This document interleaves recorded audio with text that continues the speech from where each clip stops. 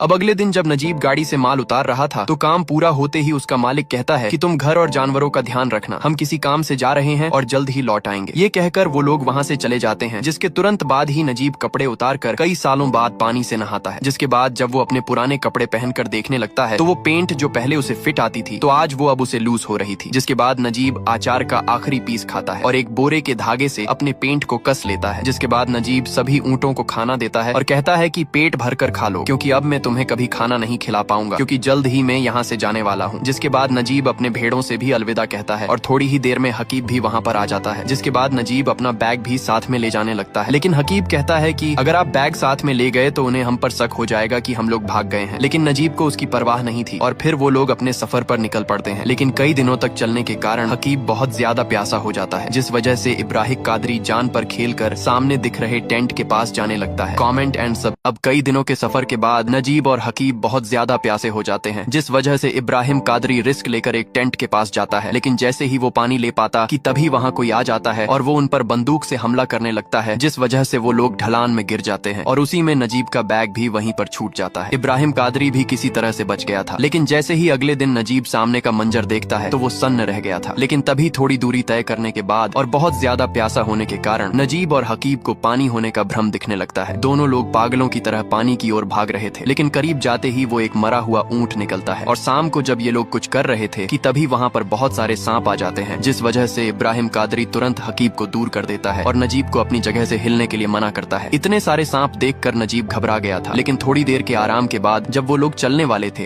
कि तभी नजीब के पैरों में बहुत सारे छाले पड़ चुके थे, जिस वजह से वो चल भी नहीं सकता था। पर तभी इब्राहिम कादरी अपना कपड़ा फाड़कर नजीब के पैरों में बांध देता है और फिर वो लोग चलने लगते हैं। लेकिन अब पानी के बिना हकीब की धीरे धीरे हालत खराब होने लगती है, लेकिन फिर भी वो लोग आगे बढ़ रहे थे। हकीब बेहोश हो चुका था, जिस वजह से इब्राहिम कादरी उसे उठाकर चलने लगता है, लेकिन अब धीरे धीरे हकीब की भी शरीर जवाब दे रही थी। दोनों लोग चलने की हालत में बिल्कुल भी नहीं थे और तभी इब्राहिम कादरी को अपना पसीना हकीब को पिलाना पड़ता है। लेकिन फिर भी वो लोग किसी तरह से बस चलते ही जा रहे थे। लेकिन तभी अचानक हकीब को शहर दिखाई देने लगता है और वो बिल्कुल पागलों की तरह उसी तरफ भागने लगता है, पर साथ ही में वो रेत भी खाने लगता है। वो पानी के कारण पूरी तरह से पागल हो चुका था, लेकिन तभी उसे खून की उल्टी होने लगती है और थोड़ी ही देर में हकीब अपना दम तोड़ देता है। नजीब इब्राहिम कादरी से मदद मांग रहा था, पर उसे भी पता था कि हकीब अब नहीं बच पाएगा। अब हकीब की हालत बहुत ज्यादा खराब होने के कारण वो बीच सफर में ही दम तोड़ देता है। ये देखकर नजीब बहुत दुखी हो जाता है और इब्राहिम कादरी से हकीब की जान बचाने के लिए मदद मांगता है। लेकिन अब इब्राहिम कादरी को भी पता चल जाता है कि हकीब नहीं बच पाएगा। लेकिन तभी इब्राहिम को कुछ अजीब लगता है और जैसे ही वो सामने देखता है तो एक भयंकर रेतीला तूफान उन्हीं की ओर आ रहा था, जिस वजह से इब्राहिम नजीब को जबरदस्ती अपने साथ खींच कर ले जाने लगता है। लेकिन अभी भी नजीब हकीब के लिए रो रहा था, पर तभी इब्राहिम नजीब को ही उठाकर तेजी से भागने लगता है।